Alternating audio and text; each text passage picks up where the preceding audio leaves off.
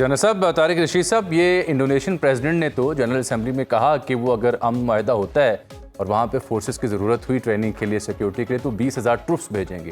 Do you think کہ باقی عرب اسلامی ممالک بھی اس میں پریکٹیکلی فوج بھیج سکتے ہیں؟ دیکھیں، یہ میرا خیال ہے کہ جو جیسے انڈونیشیا کے پربو صاحب جو پریزیڈنٹ ہیں، یہ ان 7 ممالک میں شامل تھے جس میں پاکستان کے بھی وزیر اعظم اور ڈپٹی وزیر اعظم شامل تھے. یہ ٹرمپ صاحب سے جو ملاقات ہوئی یو این کی اسمبلی کے اینول سیشن کی سائڈ لائنز پہ، اس میں موجود تھے. تو میرا خیال ہے یہ جو 7 ممالک کے سامنے ٹرمپ صاحب نے یہ اپنا جو امن کا منصوبہ پیش کیا، انہیں چاہیے کہ یہ اس بات کو انشور کرے کہ یہ جو 20 نکات ہیں ان پہ عمل ہو، اور دوبارہ اسرائیل جو ہے وہ جرأت نہ کرے کہ کسی قسم کے فلسطین کے علاقے میں قبضہ کرنے کی کوشش کرے. میرا یہ خیال ہے کہ دیکھیں، جہاں آپ جو بات کر رہے تھے کہ ٹرمپ نے 4 دن کا کیوں ایسا پریشر ڈالا ہوا ہے کہ 3-4 دن میں اس پہ سائن کرے، عمل کرے حماس. میرا خیال ہے ایک طرف تو وہ جو انسانی المیہ ہے اس کو وہ کم سے کم کرنا چاہتے ہیں، اور دوسرا نیتن یاہو کے بچانے کے لیے نیتن یاہو کے خلاف لاکھوں جو اسرائیلی ہیں وہ انہوں نے پروٹیسٹ کر رہے ہیں کہ وہ جو ہمارے وہاں قیدی ہیں انہیں واپس لایا جائے اور غزہ میں جنگ بند کی جائے. یہ ایک بہت بڑا پریشر ہے نیتن یاہو کے اوپر. تو نیتن یاہو کی ایک قسم کی فیس سیونگ اور اس کی ہیلپ کے لیے یہ جو ہے ٹرمپ صاحب انڈائریکٹلی کر رہے ہیں. اس کے ساتھ جامی صاحب میں تھوڑا سا کمنٹ کرنا چاہتا ہوں، جیسے میرے معزز پینلسٹ نے کہا. دیکھیں، اس وقت بھی جو قیدی ہیں وہ حماس کے پاس ہیں جی. اس وقت بھی آپ حماس کہہ لیں یا فلسطین کہہ لیں، اس وقت بھی حماس کہیں یا فلسطین جنہوں نے ہزاروں لوگوں کی قربانیاں دی ہیں، تو جو ان کی قربانیاں ہیں جن لوگوں نے دی ہیں ہمیں اس کو اکنالج کرنا چاہیے.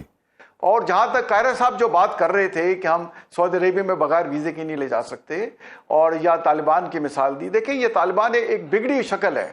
یہ تو انسان کہنے کے قابل نہیں ہے جو اس قسم کے ایکسٹریمزم دکھاتے ہیں. اسلام میں تو ایکسٹریمزم یا ٹیررزم کی گنجائش ہی نہیں ہے.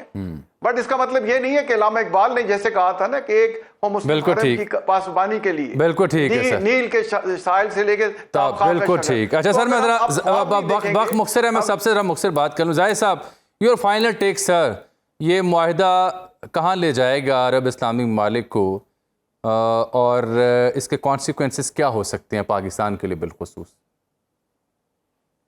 دیکھیں جامی صاحب، پہلی بات تو یہ ہے کہ یہ جو معاہدہ ہے یہ ابھی تک گرے میں ہی ہے جی، بلیک اینڈ وائٹ ابھی ہوا نہیں ہے. جب تک فلسطین کی جو ریاست ہے، مکمل سٹیٹ ہے، اس کا جب تک پورا میپ، اس کی فنکشنلٹی، اور جب تک آل انکلوزیو وہاں پہ گورنمنٹ اور ان کی اپنی سیکیورٹی اسٹیبلش نہیں ہو جاتی، اس معاہدے کو آپ فیز 1 میں تو میں یہی سمجھوں گا کہ یہ ابھی پولیٹیکل آبجیکٹیوز یا جو بھی ملٹری آبجیکٹیو جو حاصل نہیں کر سکے، یہ بیسیکلی اسرائیل ان کو حاصل کرنا چاہتا ہے. اب اسرائیل کے اوپر بہت پریشر ہے جی.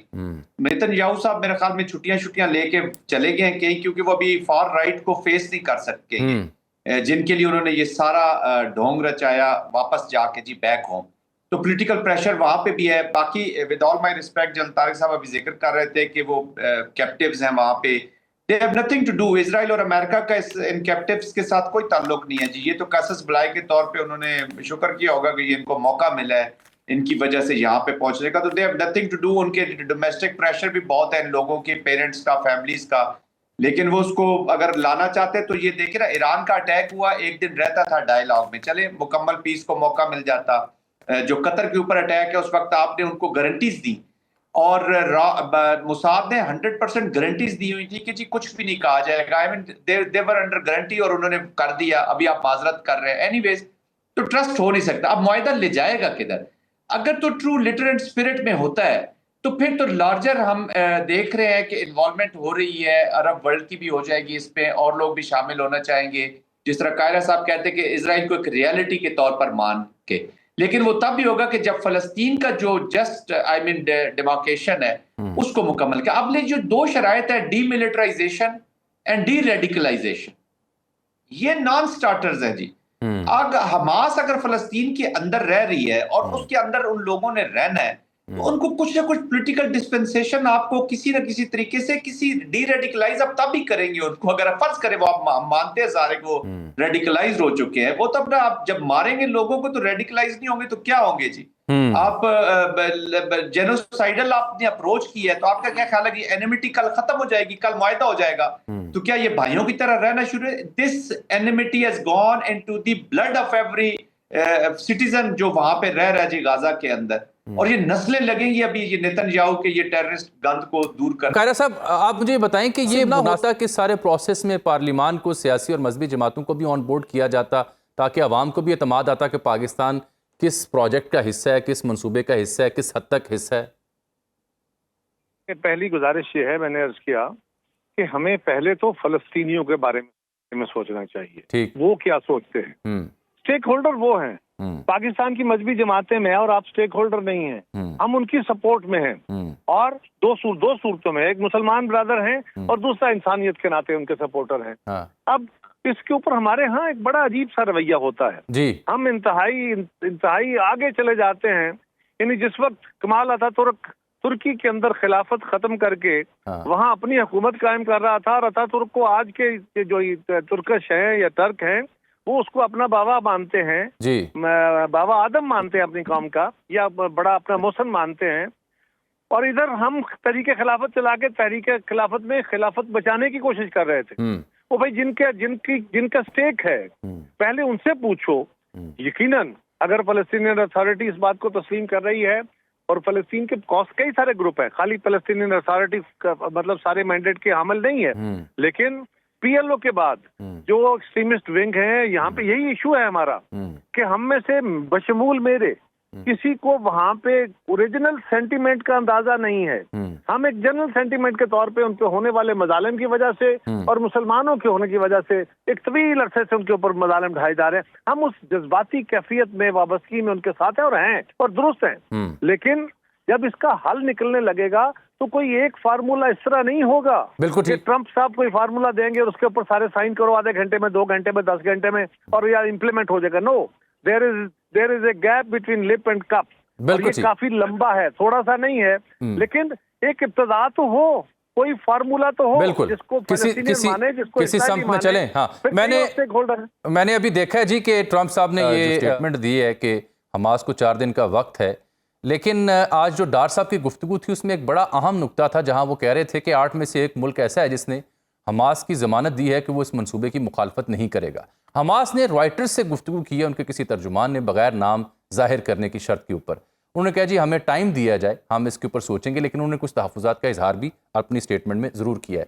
جو فلسطینی اتھارٹی ہے اس کی جانب سے اس کو خیر مقدم کیا جا رہا ہے۔ جنرل ظاہر محمود صاحب، آپ سے بڑا اہم نقطہ یہ سمجھنا ہے کہ یہ جو غازہ کی سیکیورٹی کا پلان ہے، مسلم عرب ممالک کے ٹروپس جائیں گے، پولیس ریز کریں گے، بفر زون بنے گا، اس کا ذمہ دار کون ہوگا؟ اور ایک لوگوں کے ذہن میں یہ بھی تشویش پائی جا رہی ہے کہ کیا ہمیں بھی پریکٹیکلی ہماری فورسز بھی آن گراؤنڈ ہو سکتی ہے؟